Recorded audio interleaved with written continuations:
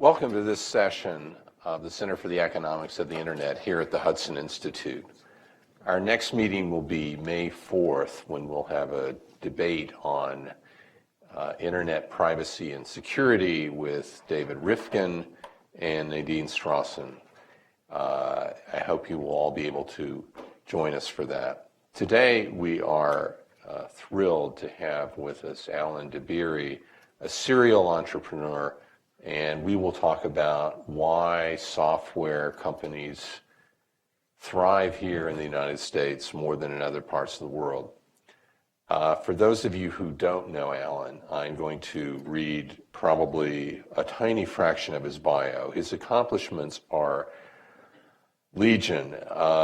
He describes himself as a serial entrepreneur and active community leader. The two software companies he founded are valued at well over $1 billion each and employ over 2,000 people each. He has more than 20 years of experience in building successful software companies and holds more than 25 patents or patent applications on supply chain, logistics, and enterprise mobility software. He is the founder and was the chairman of AirWatch, the largest enterprise mobility management company. And under his direction, AirWatch rapidly grew from 150 to 1,700 employees in 3 years. In 2013, he played an instrumental role in securing the largest known Series A funding round of any technology company at $200 million. Nearly a year later, he helped navigate the company's acquisition of VMware, the global leader in virtualization and cloud infrastructure, for $1.54 billion. He previously founded Manhattan Associates, the world's largest supply chain execution software company, and he served as the president and CEO from 1990 through 2000. He's an active community leader. He serves on the board of directors for the Metro Atlanta Chamber of Commerce, the chairman of the foundation board, and as a trustee for Innova Health Systems, the board of trustees for the Potomac School here in McLean, Virginia, and the president's advisory board of the Georgia Institute of Technology. I could go on and on, but in the interest of time. Yeah. I want to hear that guy talk. Who was that? Who wrote that? Start by telling me how we met and kind of why we started talking about U.S. software and how that all got started.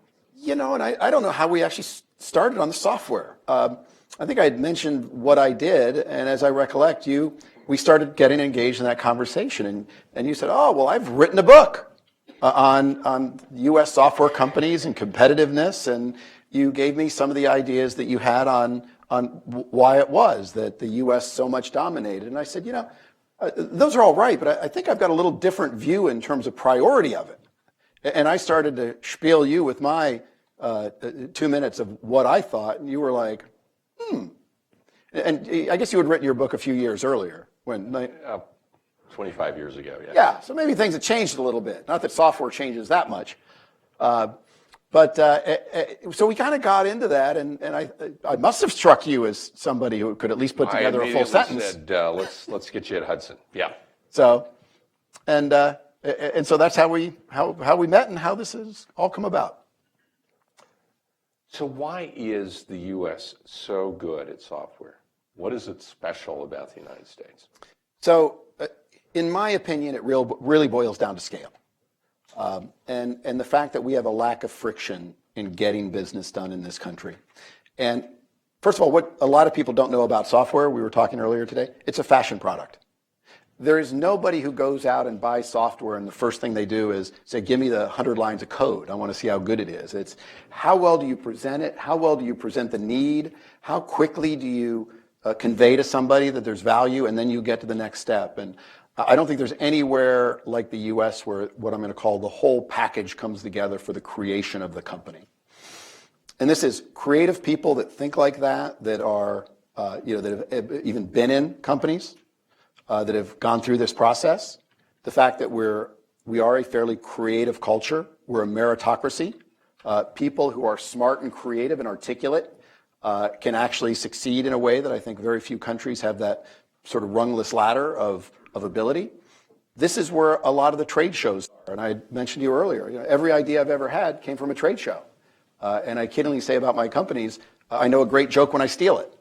I get in and where other than a trade show do you sit and talk to 100 people in a day or two and you get this petri dish of ideas and you're in front of customers. And in software more than any other industry, proximity to the customer to get those ideas is important. We kind of talked about why it continues to stay here. But once you get those early customers, the key again to the US is that this is where companies buy software with relatively little friction. So suddenly I get out and I get my first handful of customers, and unlike any other industry in the world, software has a zero cost of goods sold. So if I'm in the shipbuilding business and I sell a $100 million ship, I may make $5 million, I may lose $5 million. But when I sell $100 million worth of software, it drops to the bottom line. Or I should even say, more importantly, an incremental $100 million to my competitor. And that money goes into sales, and it goes into marketing, and it goes into better engineering, and it goes into better employees. And it then starts a virtuous cycle. Because if I'm selling 2 or 3 or 4 times more software than my competitor, very quickly I just outscale them. Secondly, customers then become more familiar with my brand, and my sales process is easier. Suddenly there are more employees that know my software who my customer can employ to go deploy my software and run it. And this virtuous cycle kicks into where, like no other industry in the world, software kind of wants to be a monopoly. It wants to boil down to a single big player that everybody knows that's the best product until there's an innovative disruption. And that company becomes too settled, it decides that it has to protect its markets, and then something kind of comes from the bottom and shocks them. And there's no place like the United States that has single language. We're all comfortable working with each other. You can get on a plane and get to places quickly, and you can get to that kind of scale anywhere like the United States. And then you throw all the other stuff into it in so many countries, the ability to hire and fire quickly, the abilities of putting together contracts. If I'm a French software company trying to do business in Germany or England or Italy, I've just got a lot of cultural biases in many ways. So generally, as we have scaled our company, very often we hit what I'm going to call the pet local player.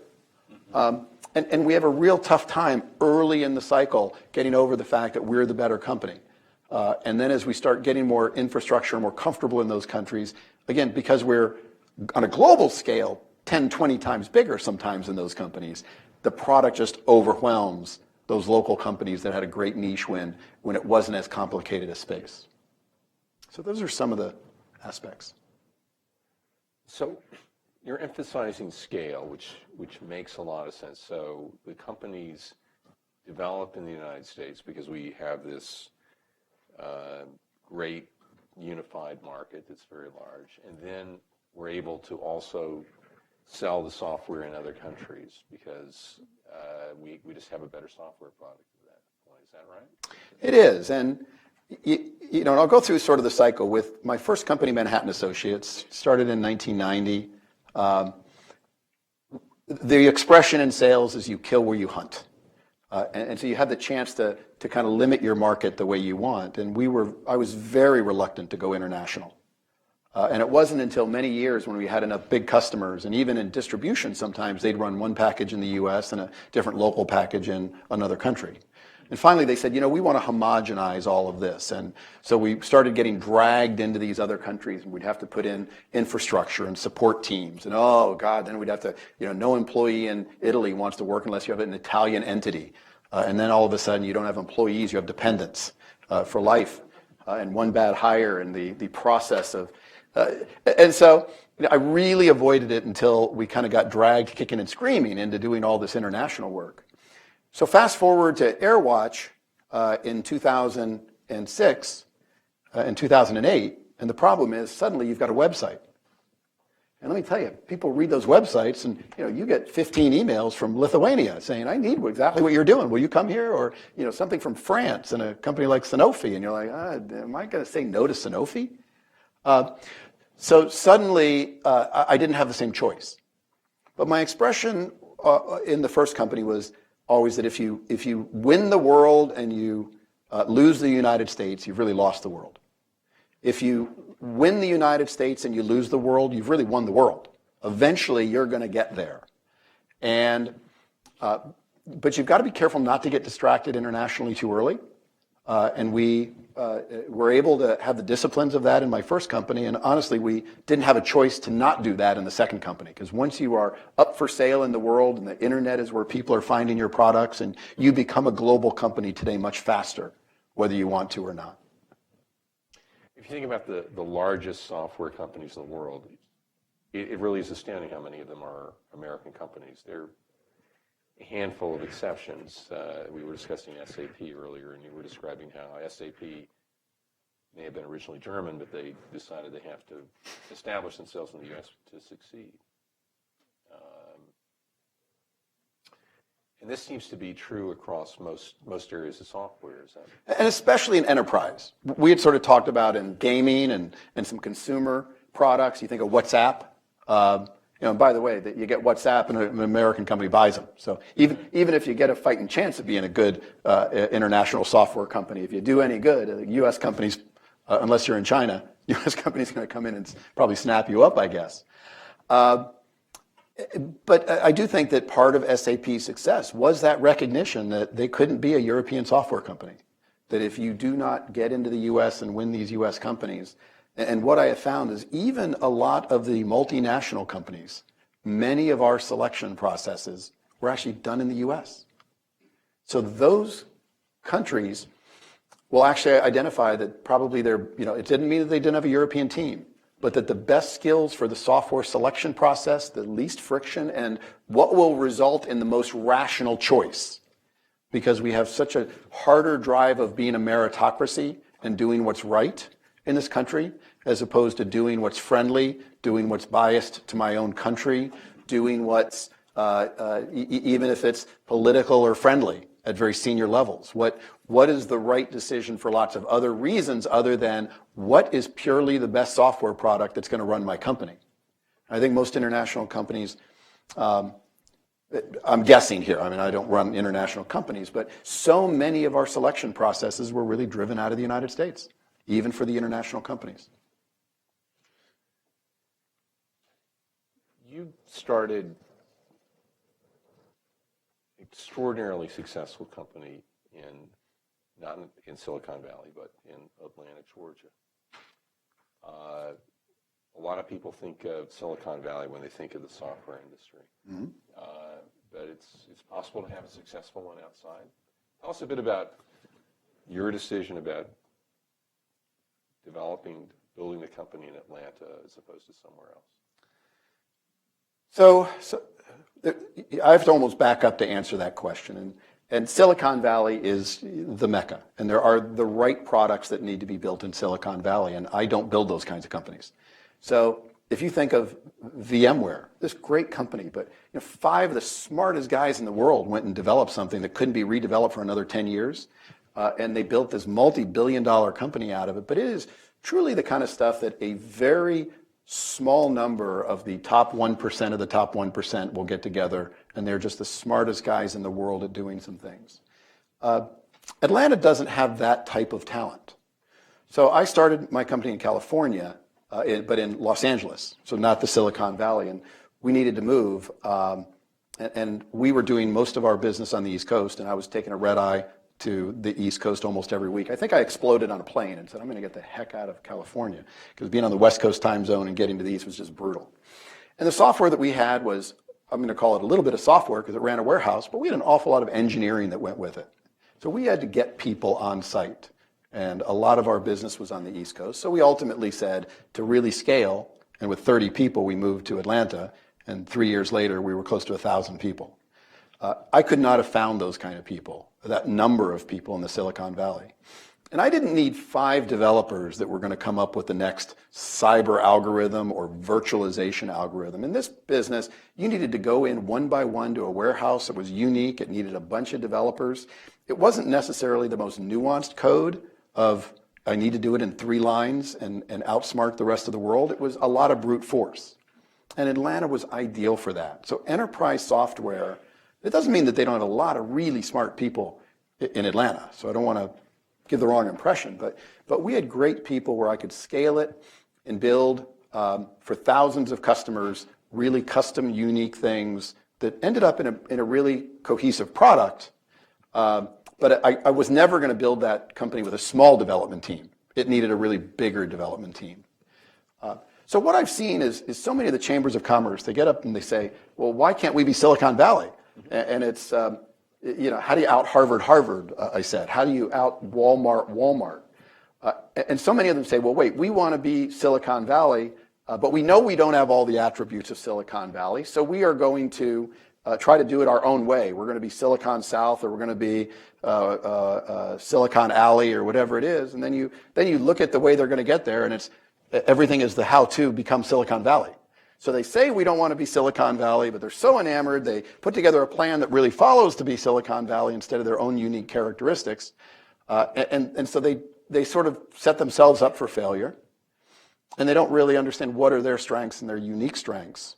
And again, I'll say I'm starting a third company in Atlanta, and I know that I couldn't do what I do necessarily in the Silicon Valley because it's a different kind of business.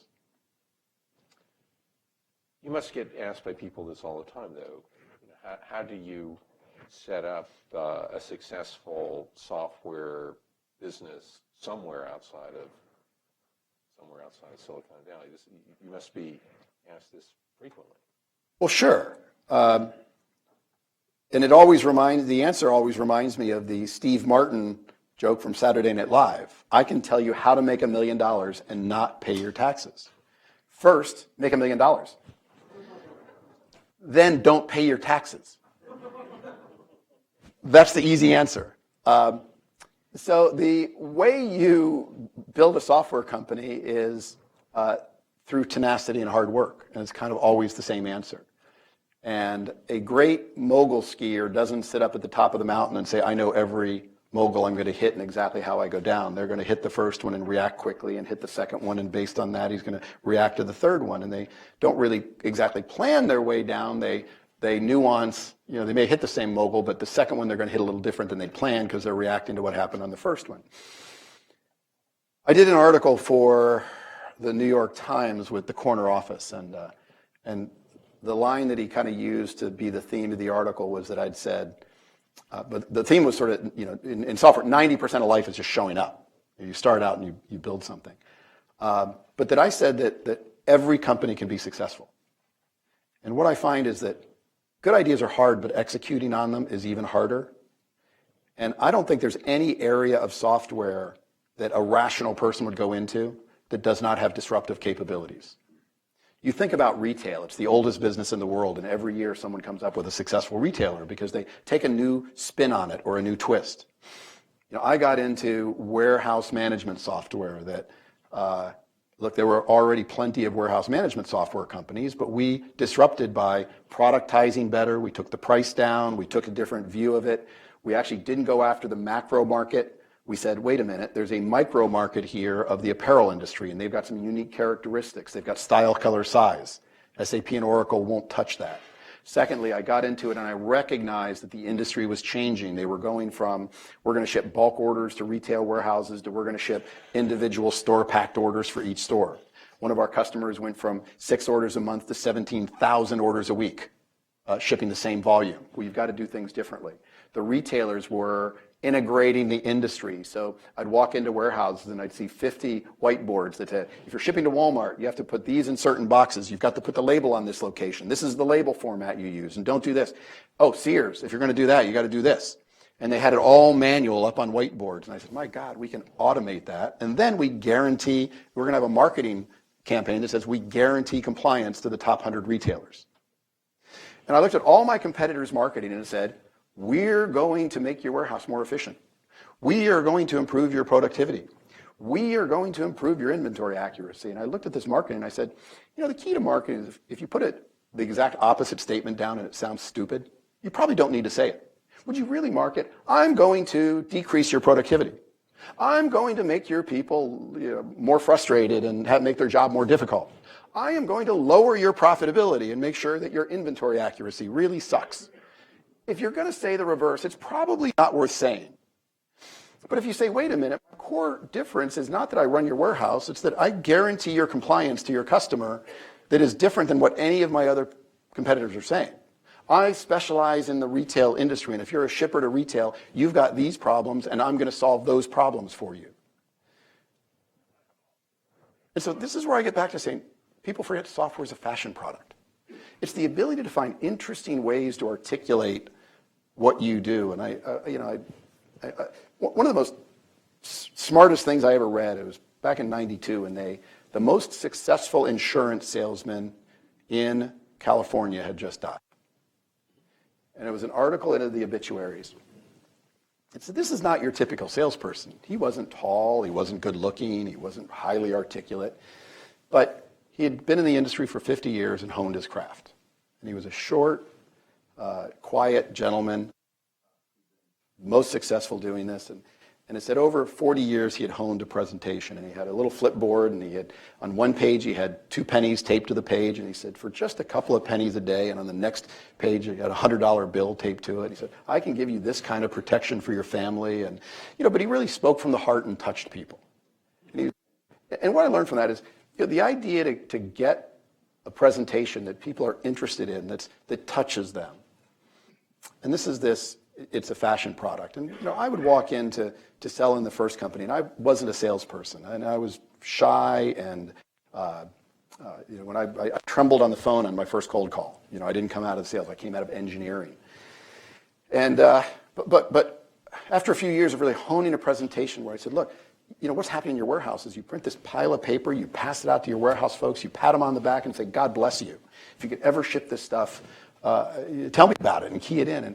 But interesting ways of presenting the message in the sales process and it wasn't just that we told them what we were going to solve, but we told them how we were going to solve their problem in an interesting way in the presentation with a certain amount of humor, and we became wildly successful.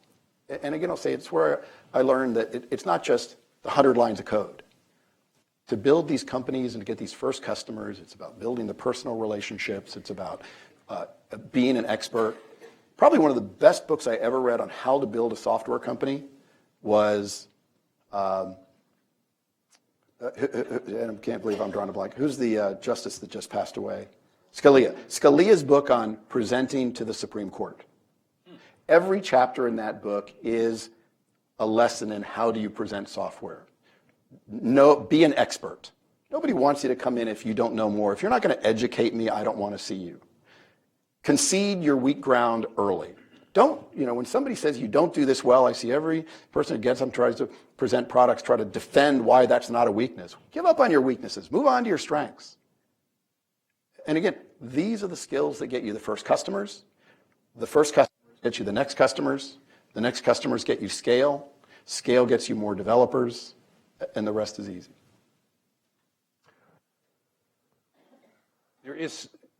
It's not entirely sales, though. So some of this is actually having a good product. And you were telling me that one of the advantages the United States has had has been its immigration policy at different points in time. Tell us a bit about that, about how we've gotten some very bright people here in the United States. Well, there were sort of 3 points to this. I think the U.S. Was wildly successful sort of from the 20s to the 60s and through the war period. I think the U.S. attracted an awful lot of European talent. And you think of what they did in the United States to build our technology infrastructure. And we truly kind of tapped into the best and the brightest of the world. So I think that drove the U.S. economy for a period of time. Secondly, then, I think the next wave, when you think of the late 80s and the 90s, and in India, God bless, but they only educated the top 1% of the country. You start with 1 billion people and you educate the top 1%, and then only the top 1% of that top 1% had a chance of getting to the U.S. And we actually imported a ton of really great software and technical talent. And you look at our infrastructure of software and technology today, and there's certainly some components to that group of people. So we brought in all of these great and smart people, and I was commenting on your premise that in your book of 25 years ago, one of the comments you made was that there's reasons why the U.S. should not lead in software because it is labor intensive, and you normally are going to see those things go to less labor intensive places. And I said, but the difference in software, unlike manufacturing, and I said, not only is this important in the way we created our dominance and immigration created, but why we have been able to keep it. And I said, proximity to the customer is really important in software, number one. And number two, your comment about which shouldn't be because of low-cost labor. Unlike any other, let's say, manufacturing business, where we can have the great idea here and we wildly scale it in China or somewhere else, a great developer is said to be 10 times more productive than an okay developer. And so it's not so much how much I pay, it's how good is the person that I'm paying in a lot of elements of software. A good software developer is not only going to develop much faster in their code, but it's going to be so much more concise and so much more clean in terms of bugs and so much more maintainable down the road, that it was more, we had the best and the brightest all kind of in one place. And secondly, not only was it one place in Silicon Valley or in clusters throughout the United States, but in terms of retaining that, if I can't get in front of the customer, unlike any other manufacturing process, my people and my developers, my product managers are the ones.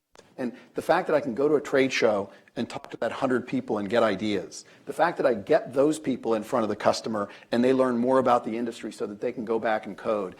And so historically, proximity to the customer has been so critically important, and that's one of the things that I think has really allowed the software business to stay here as opposed to germinate here. The good ideas germinate here.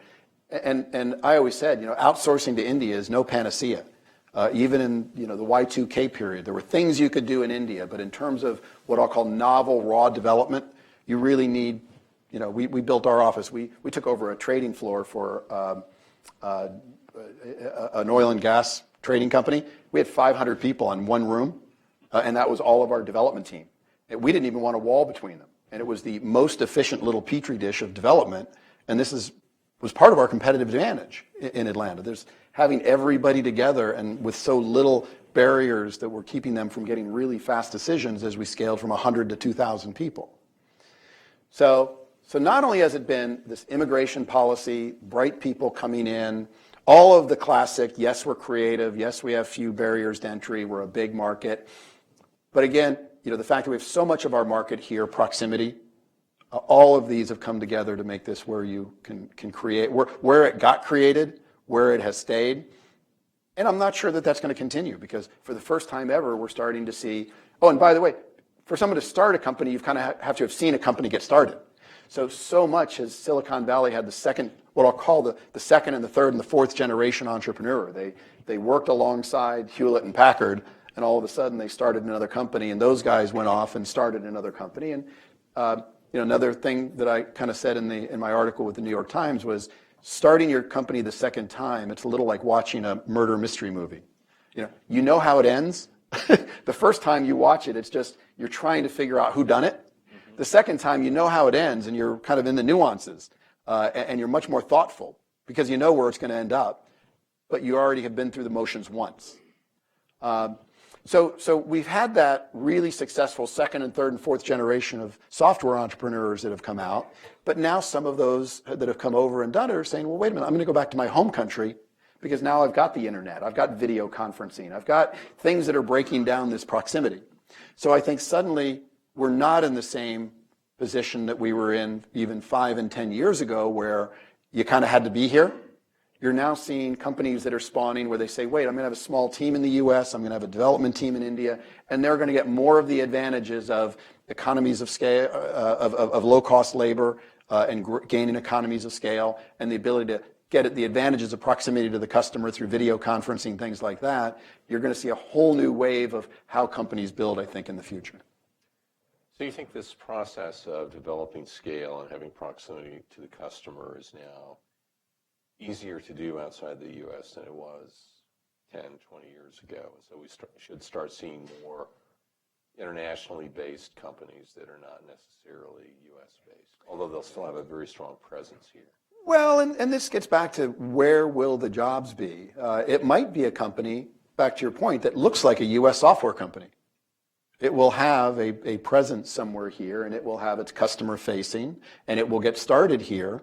But again, I'm saying that there are the foreign entrepreneur that says, I'm going to get it started here, but my goal is really to get home, and then I'm going to run it from there, and I'm going to have this dual company, and I may have 200 employees in the US and 2,000 in India or something like that. That is a much more viable future for some of this, but it'll be a little invisible to the customer in certain ways that it's not a US company. Let me try to tie in a little bit of Washington policy into this. Now I'm out of my league. No. No. Politics, we don't touch that. What's striking to me is that over the past 30 years, the U.S. has had a very active international trade policy in a lot of areas, but not in software. You know, we're far more focused on cars or petroleum or tangible items, agriculture, than we are on software, which has probably been a good thing. Well, why would you legislate what you're winning? That's a good point. You know, the point is, that's like saying, well, wait a minute, we produce all the software, let's throw that into the trade negotiation.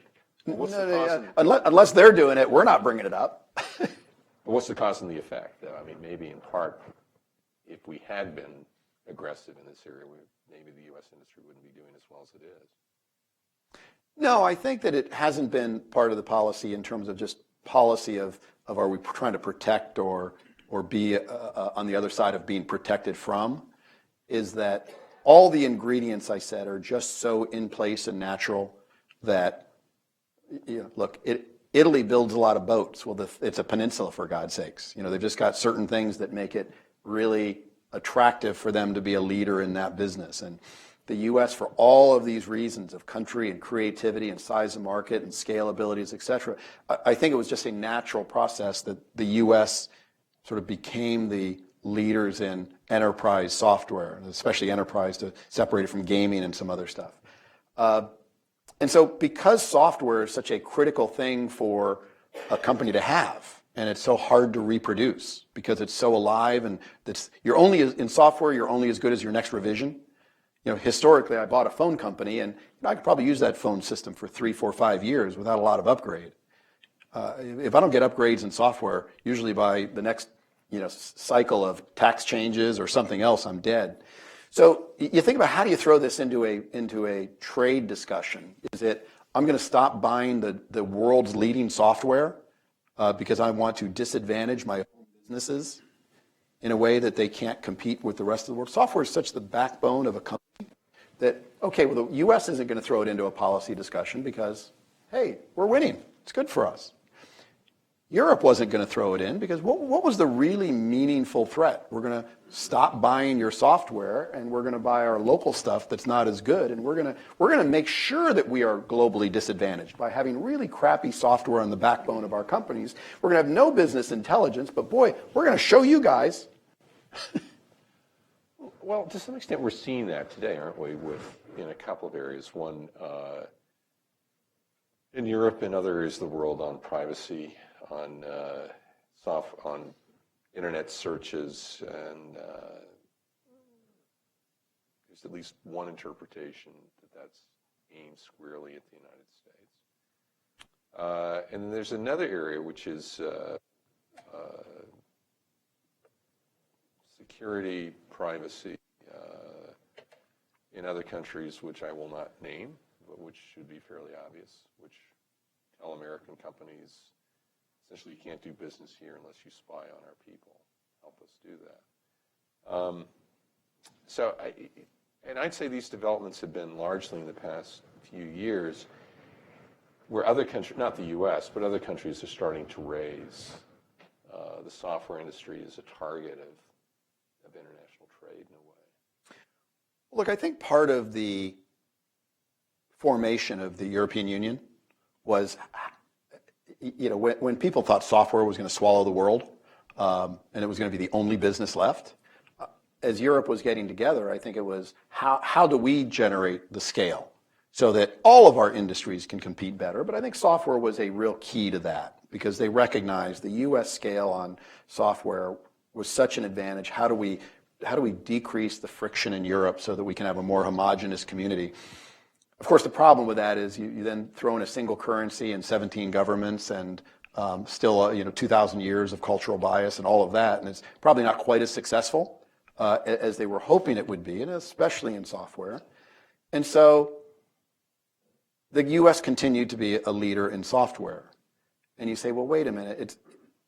If you're a European or anywhere in the world, and you say, well, wait a minute, I can't not buy their software because we need it.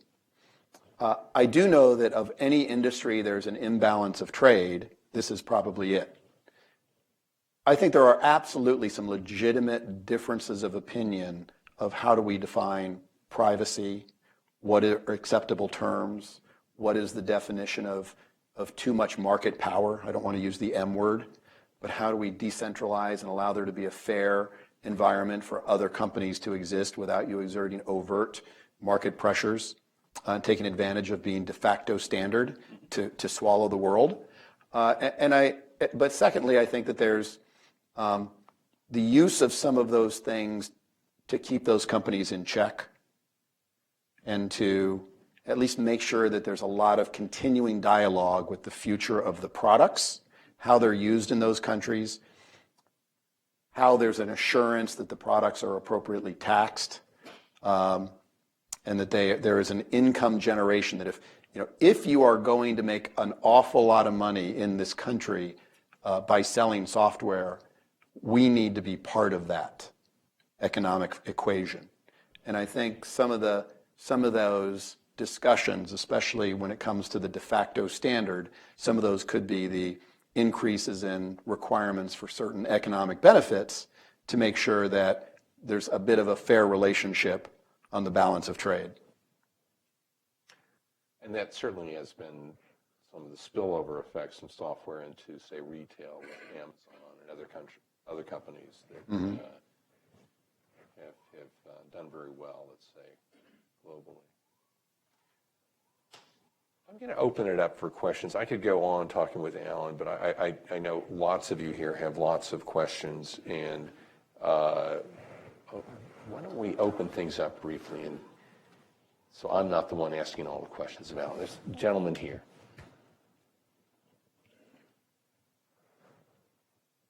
Here in the U.S., with the increase in regulation and taxes and arbitrariness of the bureaucracy, do you see our competitive advantage declining over time?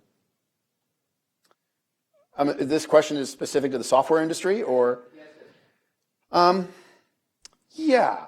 I think the biggest threat is, and I don't want to get into a big immigration discussion, but I do think that there is a component of good immigration of what I'll call the best and the brightest. And if we don't continue to not only allow some of the best and the brightest to come into the country, and secondly, as we educate them, let them stay in the country as they come out of our schools, I think it's going to be, look, and I'm not for what I'll call wide open, but I think that a smart, rational, that there are people in the world that are, look, I had a kid come over to my house the other day, 9 years old, and played the piano. I cried. I mean, you can see that there's talent there. There are kids that are in college that, look, the world is fair, but it's not exactly identical. There are people out there that I meet them, and they are brilliant. I cannot keep up on the engineering skills that people that I meet have, and those are the people that I want to hire and bring into my company. And when you identify some of those globally talented people that you know are going to be, because of their intelligence, economic engines, you want to have them using that economic horsepower in our country. Because if they're not going to do it here, they're going to do it somewhere. And if those people are not doing it here, then it is going to hurt us in terms of competitiveness in the long run. I don't know there's any way that you can argue some of that. And again, this is a different argument than do we open the borders to 20,000 visas or things like that. But I think that when there's really and truly gifted people that are either in the world that want to come here, stay here, or are educated here and want to start their companies here, we should make it easy for them to do that. Alan, do you find that if there's a bright young software engineer who really thinks he's got some really good ideas, but they're not in the U.S. now, is their destination, I got to find a way to get to the United States? Is that what's going on in the mind of a 20-year-old software engineer, whether they're in Brazil or China or just anywhere around the world? Or are they sort of saying, no, I'm going to do it here? I think there's as many answers as there are software engineers, because some of them say, I'm going to do it here, and they become that local entrepreneur who does well for a little while, and probably a U.S. company is going to come in and steamroll them, and they don't even know that that's going to be their ultimate disposition. Because I will tell you, I've steamrolled over a lot of those folks that they were good and they were bright and they didn't make it to the U.S. and they started really nice, successful software companies that became the local favorite. A lot of times they would sit down with a customer, or we would sit down and say, we loved our old local vendor. We loved them right up until the day they shut their doors and went bankrupt. But let's sit down and talk about how we put your stuff in now. I don't know that I answered your full question on the rest of the stuff, by the way, and I apologize for that. Obviously more legislation is more difficult. It's more friction. I don't think it's going to change the nature of the fact that creative people, I don't think it's at a point where we can't start companies. But I do think that every added regulation and legislation, and with employees, and the lower thresholds and the more costs, because these are groups of kids that want to get together. A lot of these great companies start with people that kind of don't care about a lot of that stuff. They want to conserve their money. And one thing that the U.S. has been interesting in is the use of equity in these small startups. That they get spread a little bit more. People feel like owners. And as I say to most of the early employees that I get, I want you to think like an owner, act like an owner, work like an owner, and it's my responsibility that you are an owner. And I don't think that that's as pervasive in other countries. But the key to that then is, if we're getting together and we just kind of don't want to worry about all that regulation, we're not worried about our own health care and the plan and the 50 regulations and what's going to happen if I get fired and kind of all those things, all of a sudden somebody has to worry about that. And that does become kind of an added overhead to, gee, how do I get this thing off the ground? Other questions?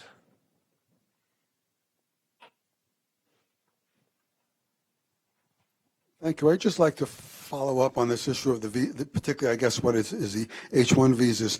If I can get your take on the argument that one often hears, that on the one hand, we've got to open up to these very talented people, like you say there are, but on the other hand, others say that, well, it's the companies that really just want to offer much lower salaries to Indians or others rather than pay the going rate to American-educated engineers. What's your assessment of the validity of that discussion? The challenge here is that I think a lot of the things that are publicly discussed about the issue are not the real issue. But at the end of the day, a lot of it is just, if you've got a piece of paper that starts white and kind of slowly shades to gray to black, where do you want that line to be? I absolutely understand, and I said that there's a policy issue on how open do you make that? Because look, we need to absolutely protect U.S. jobs, and we want to encourage schools to be able to teach our local people how to do this. And we want to, is it good policy to slightly advantage your local workforce to get jobs as opposed to wildly open it up, but to a level that you don't cripple your businesses so that they're just uncompetitive? And I think that there is a fair place somewhere along that gradient. And I don't think it's, and the problem is, I think, there's probably somewhere on that piece of paper that's way over in the white that is what I'm going to call the truly gifted and talented. That's different than I want to decide whether I take 10,000 jobs and move them to India, or I want to just kind of have an open policy that is not really way at the scale of a meritocracy. It's the student who's just gotten a PhD in something that is truly a national asset and still can't get a visa and kind of gets taken out of the country. So I think that unfortunately, I think the area where most reasonable people would agree becomes political. And so suddenly the 90% of gray comes in and makes a bad decision on what I'll call the 10% of what's a little less gray, and that we can't have a reasonable discussion about these are different issues, that immigration is not a single issue. It's at least 2 or 3 or 4 or 5 different issues, And the problem in our political system is I'm just going to staple my passion onto your passion, and I won't pass yours unless you pass mine. And so let's just be completely dysfunctional, and we'll have something where we took all of the issues, we threw them in a hat. Someone's going to reach in and grab like a little pile of the issues, throw them out and say, okay, these are good ones, and we'll let those be in the next legislation. Randomly, these are just really crappy ones, and let's get rid of them. So, I think that just becomes the unreasonableness of the process. We have lots of questions, so we'll work our way from the back forward here. Tony Levanius, thank you very much for your presentation. I'm doing business based here and in Frankfurt, Germany. So I'd like to ask you about the European market. As a business leader, how is it today for you, for your company, to do business in Europe? Is it more difficult than, let's say, a decade ago? Does Brussels put more regulations? Is it easier today than it was 10 years ago, or is it more difficult today? Thank you.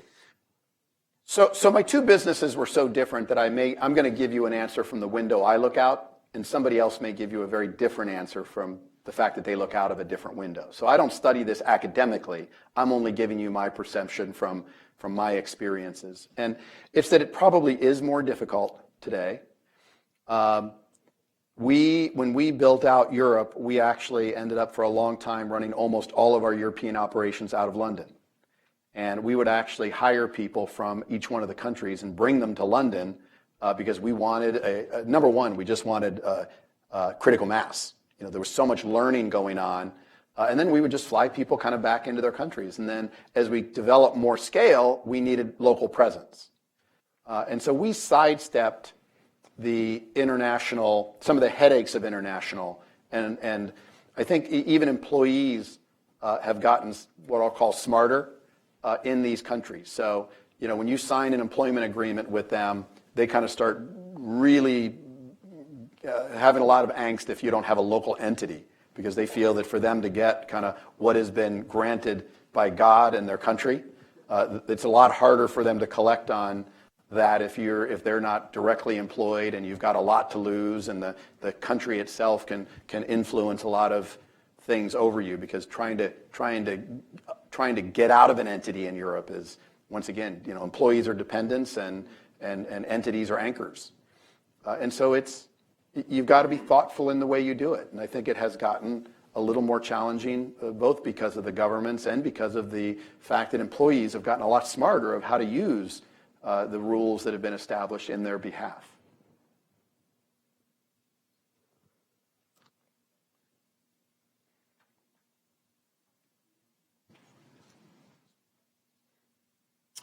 Thank you. I have two questions. One deals... Please identify yourself. Oh, I'm sorry. My name is Jeff Krasny. And thank you for being here. The first question deals with the digital economy. And I'm just kind of curious if you have any thoughts with respect to fintech, that is blockchain or Bitcoin.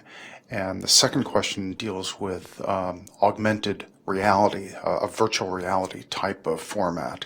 I'm just kind of curious as to your thoughts on, is 2016 going to be finally the year for augmented reality?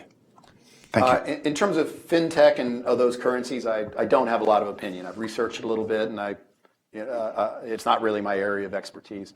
Augmented reality, on the other hand, is. And even the third company I'm getting involved in right now, my background was in mobile device management. You think of devices, they're really connected to phones, they're fancy phones. A device is a device, a thing is a thing.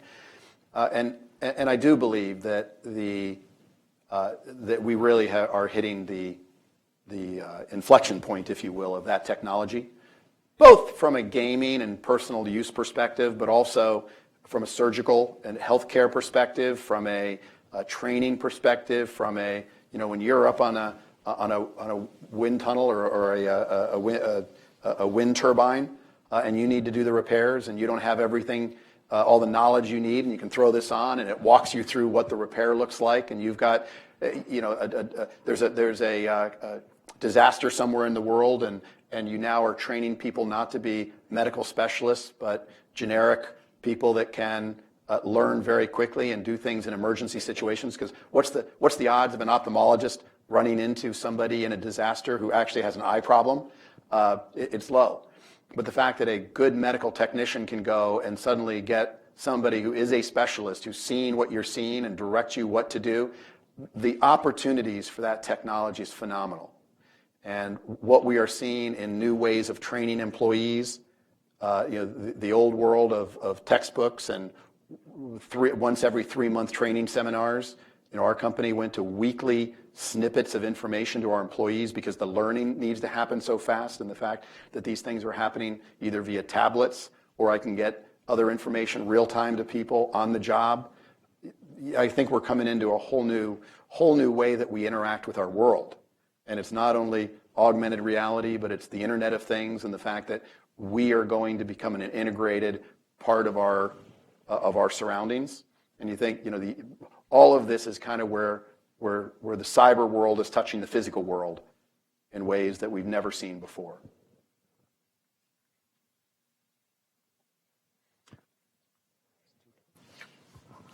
Thank you very much. My name is Georges Mihajas. I'm French, and I'm involved with UNESCO to disseminate the best practices, including software development and how to handle international cooperation. Coming back to Europe, we go through a game changer, massive digitalization. At European Union level, they have billions of euro financing based on grants, but as well as 300 and some billions of euro available until 2020 to raise money to finance entrepreneurship. Would you see, from your perspective, any way to help develop better understanding and cooperation between European Union key member countries and US to help better disseminate your best practices, your success in Europe? I would call it a broad dissemination of American entrepreneurship across Europe. Well, let me start with, I think that I do believe Europe is doing a much better job at entrepreneurship. I think that the sort of the new generation of Europeans versus 15, 20 years ago are more entrepreneurial. I think that the societal acceptance of failure, in Silicon Valley, if you haven't failed, you haven't tried. I think there was a little bit more in Europe that, why would I invest in them? Their last endeavor was a disaster. And you sort of didn't get your fair 3 strikes. Kind of if you struck out the first time, it was hard to get to the second and the third. And so I think that Europe is driving itself, realizing that at least in segments of its economy, it needs to become more of a meritocracy. That it doesn't matter who you were or where you came from. If you start something, there's a chance to get started, a willingness not only for the people to take more risk. And by the way, when I use the word risk, entrepreneurs are not risk takers. People have this impression that there's different kinds of risk. People have the impression that an entrepreneur must be willing to spin the dice and or roll, spin the bottle or roll the dice and take big risks. What you'll find is entrepreneurs are taking very, very calculated risks, generally with their own time and their own money. So the financial industry is full of risk because they're doing it with opium, other people's money. Entrepreneurship is usually you're investing your time, your energy, a lot of your money, and you are making very thoughtful, calculated decisions on what do we do next. Most successful entrepreneurs I know are very risk averse, but it means that they're willing to, as I say, 90% of life is showing up. They're willing to show up, they're willing to learn, they're willing to work hard, and they're willing to take a certain amount of personal risk to try something and do something.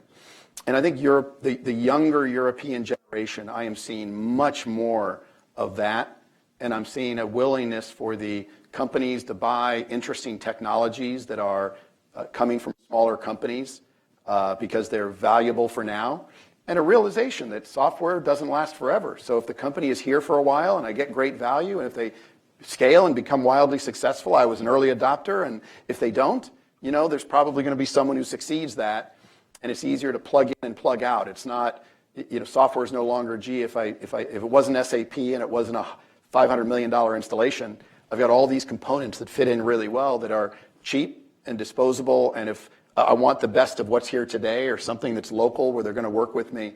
And that's creating a great deal of opportunity.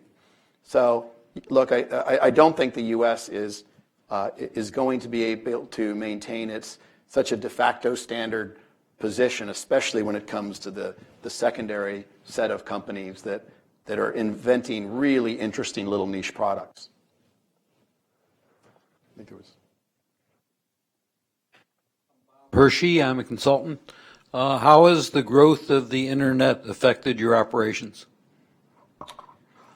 Well, I mean, there's no such thing as the internet in and of itself. It's kind of like saying, when's the last time you've seen a company say we're electricity enabled?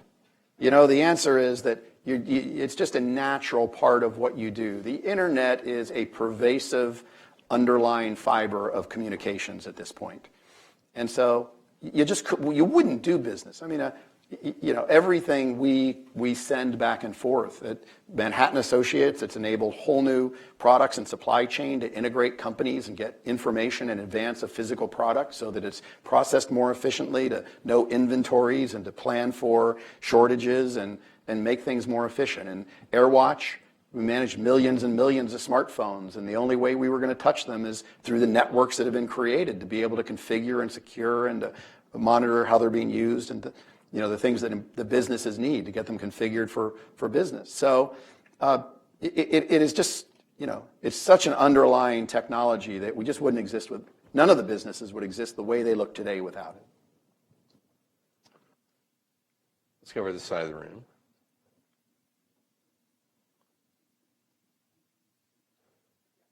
Walters at Hudson. I just want to ask you, Alan, in the introduction it mentioned you're involved with at least two educational institutions, Potomac School and Georgia Tech, I think I heard.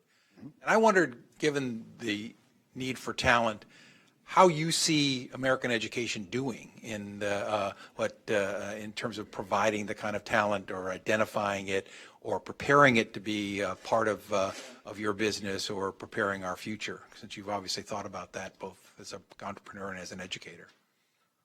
Well, let me start with, I don't think I would be qualified to go to college based on what I'm seeing from some of the young kids that are in college today.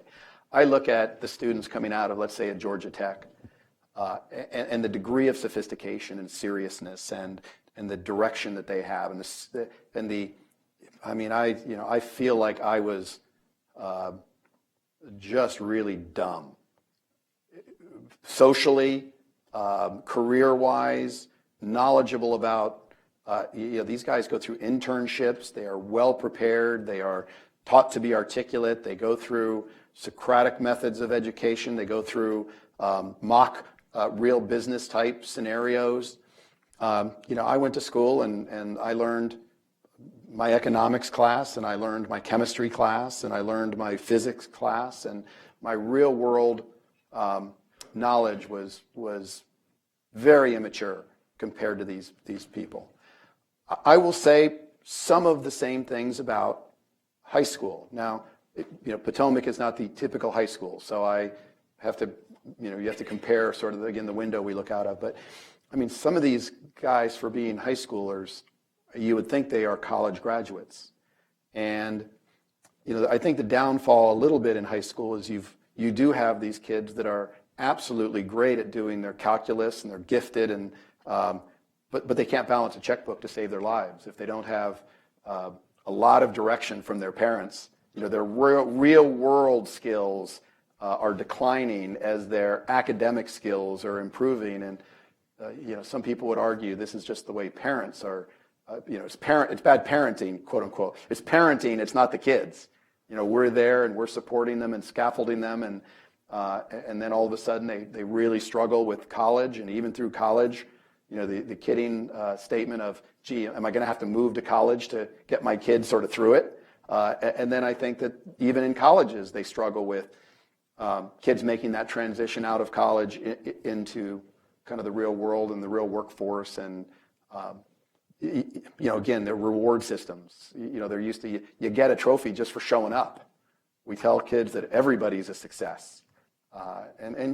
We've changed from what I'll call the hard-nosed competition. Life is tough. really is winners and losers in the world, and kids are coming out of college with a little less of that. And where it concerns me a little bit is we've got kids coming out of China and India. They've hustled since they were 3, because if they didn't eat. And so, when you think of the tenacity and the grit that some of the people coming out of the rest of the world have, we have so many great advantages of education and the creativity that our educational process instills. But where I think socially we're lacking is people having what I'll call the same kind of grit that maybe people did, kids coming out 20, 30 years ago. I think there's some of it, don't get me wrong, but if you were to ask me where I'm concerned, it gets back to the good ideas are hard and execution's harder, and what it takes to be entrepreneurial and start a company. I liken it a little bit to, Rocky. I love, Bobby Knight had a great expression where he says, every player I ever coached had the will to win. Very few had the will to practice to win. The stuff that it takes to really be successful, everybody wants to start a company and make $1 billion. Very few people I've hired have the tenacity that they're willing to take 5 or 7 or 10 years of their life. They're willing to put almost everything on hold. They're willing to take out their trash. They're willing to drive the 10-year-old car. And actually our world has made it a little easier for those people, because now you can get a big venture fund round, and you can take the $200,000 a year salary, and you can sort of, it's a kinder, gentler world. And people give up a lot of their equity to somewhat have that. But even most VCs will say the only real predictor between a company's success and some other factor is the inverse proportion of the salary that the CEO wants. Gentleman over here. Hi there, I'm Jesse Blumenthal. I was curious, given your considerable experience in the software industry and also as a patent holder, what you thought of the value of software patents, especially relative to other types of patents. A double-edged sword. Look, you absolutely need patents. I was one of the early beneficiaries of the Lemelson. And I say beneficiaries figuratively.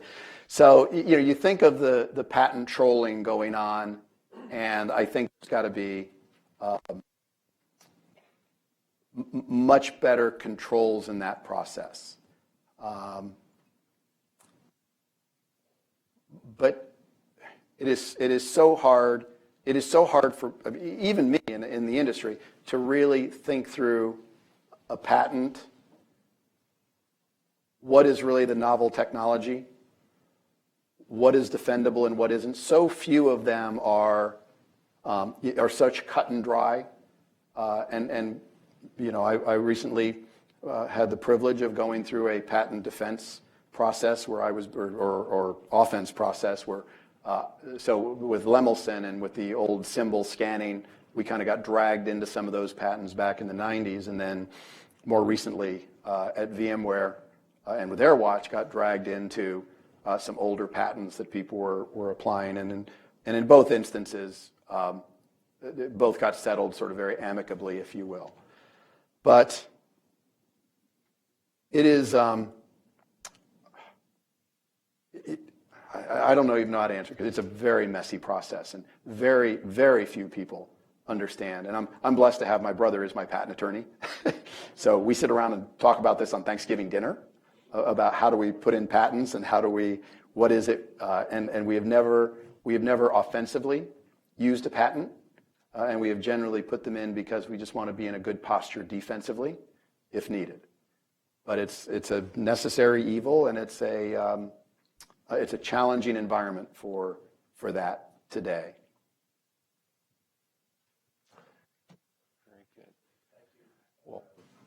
My name is Bill Buck.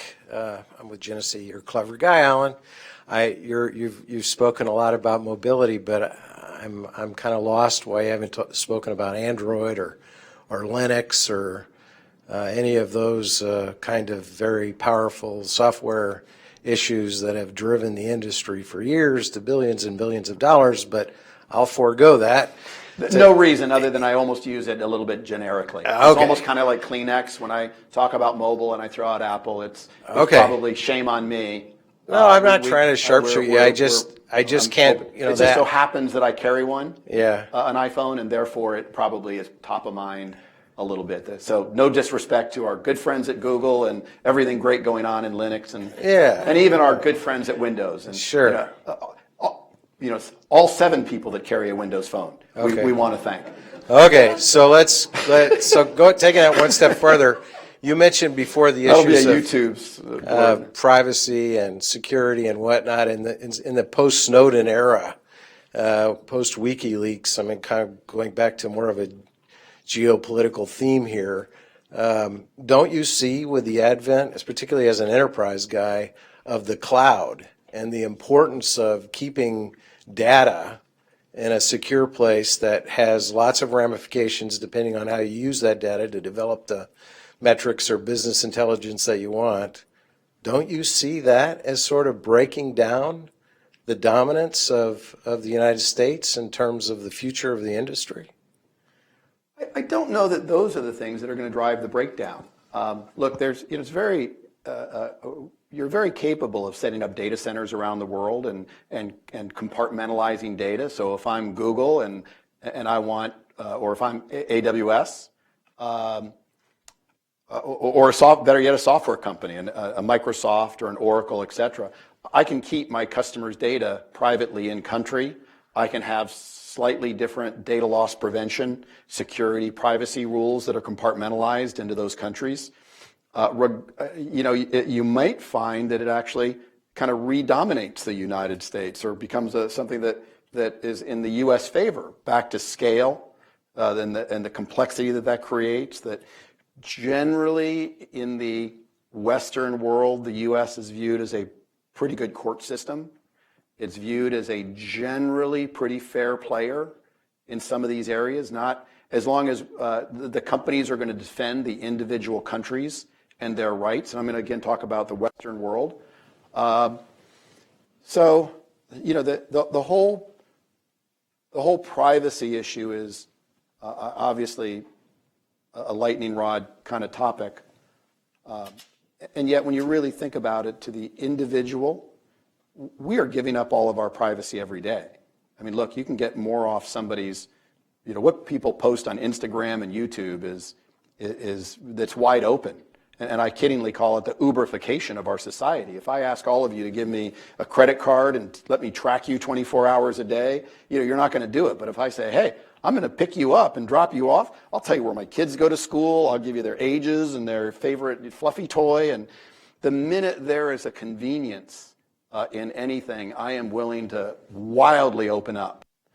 And so I think that the industry is going to have to, there's going to be a real rethinking of a lot of this. I mean, if any of you saw the Tom Cruise movie where they could predict a crime before it happened, you can darn near do that on Google.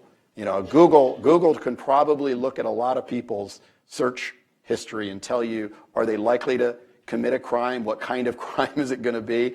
If I combine that with your phone data, this idea that